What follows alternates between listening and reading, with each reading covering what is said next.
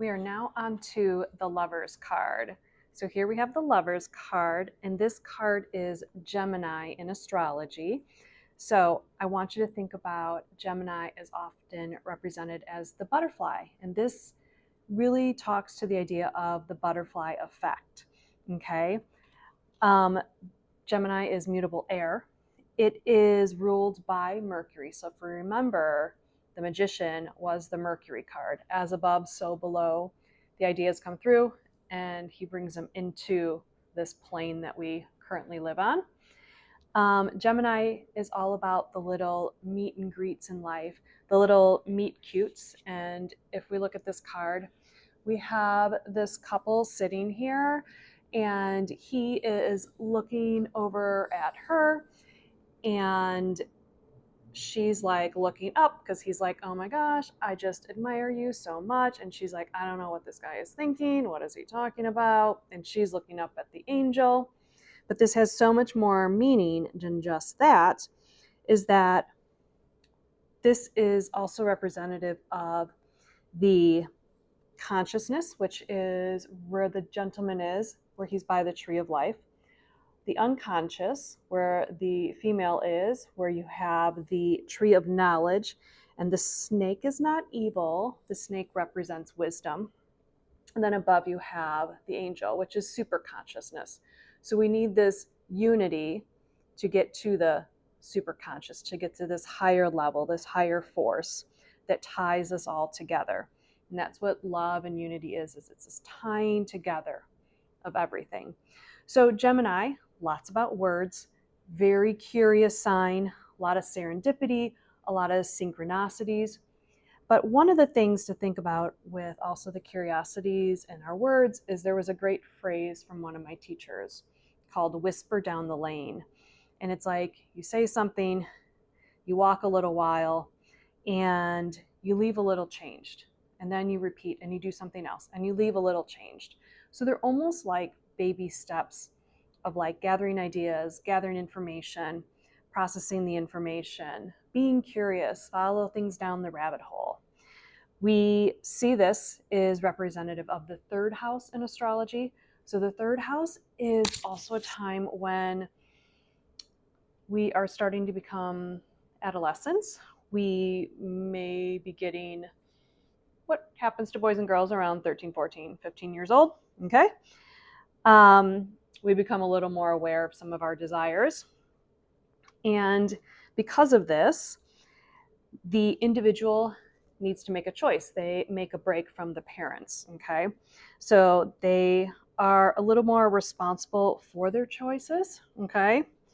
So this desire is part of this, like breaking from the parents and making our own choices and decisions.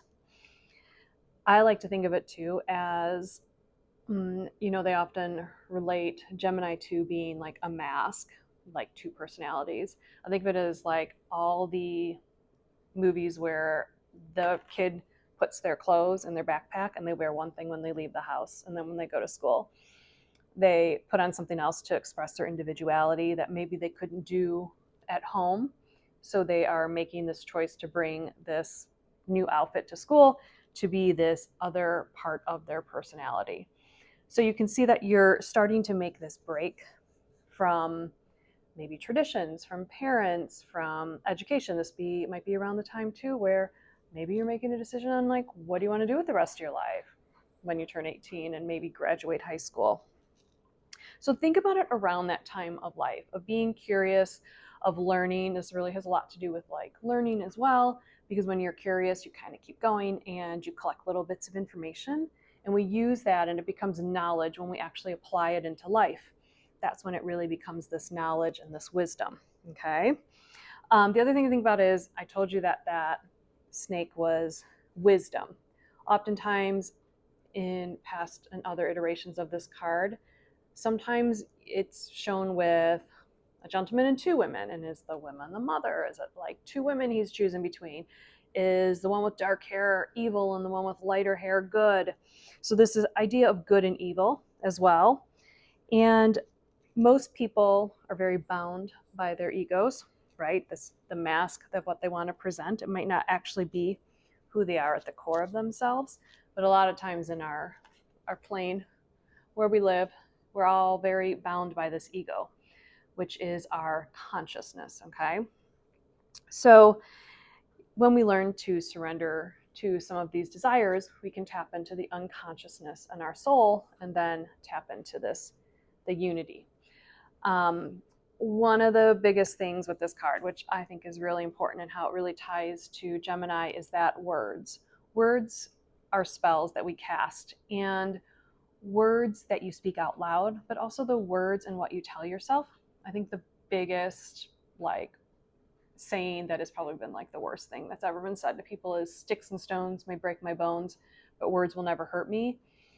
I can mend a bone can heal, but the words, they just ruminate in your head. And when you think about air signs and tarot are related to swords, and they're like piercing thoughts in the head, right? They're piercing thoughts that are constantly with you, that are ruminating with you. And it's like you just can't get rid of them. And let's know that words can build mountains, right? See, here's the mountain. Words can build mountains on your path. So one of the other things to think about with synchronicities is when you say something that may be negative, that plants a seed out there into the world. And that seed might not hatch right away, but it might down the road bear fruit, or grow a tree and bear fruit. And then that's when you're like, I'm having this wonderful day, and then this horrible thing happened. How could that have happened? Well, it could be something you planted long time ago. And this really gets into a higher level of spirituality and the connection of the conscious, unconscious, and superconscious. How everything we do, everything we say, everything we think in our minds, we manifest. So taking the time to really work through your internal thoughts as well, it's going to be very important going forward, especially as I think we hear a lot of, we're in this battle of good and evil. So something to think about. One of the things I wanted to kind of just end this with and read to you. So you're looking at this card, okay? I'm going to read you a little quote, a little phrase from a book that's called Time Zones. From even man's word of mouth are created angelic, metaphysical life forces. So think about that string that connects us all, that plasma, the ether, the thing we can't see. These very same forces become chariots integrated with the whole of the cosmos. Our next sign is the Chariot. So if you want to be like a youngster, 6, 7. So our words manifest and bring forth our actions, right? So you can start to see how important it is with your own thoughts and what you're thinking and what you say. Even if you think you're out there using strong words because you're getting a point across, but you're also then planting that seed forward for that energy. Remember, everything is a current. Our words, everything is a frequency, and we live on these frequencies. So be mindful of your frequencies and be mindful of the seeds you plant. Okay, and along the way, you'll meet some people, and we're all connected. Some will be mentors, some will be lovers.